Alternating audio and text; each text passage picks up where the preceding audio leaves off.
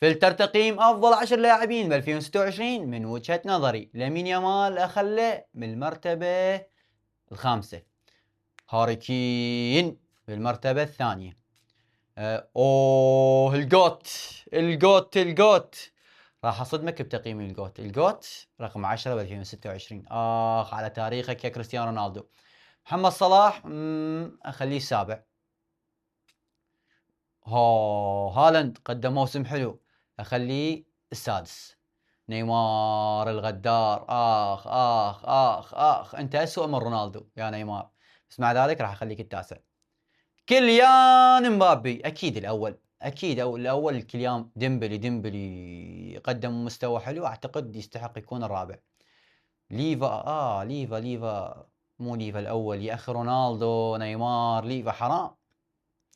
الجوت الاخر ليونيل ميسي، لو علي لا هو يعني هواي عليك الثالث الصراحة، بس مع ذلك هذا هو الثالث. شباب هذا الترتيب بالنسبة لي، وانتم شنو الترتيب بالنسبة لكم؟ من افضل لاعب سنة 2026؟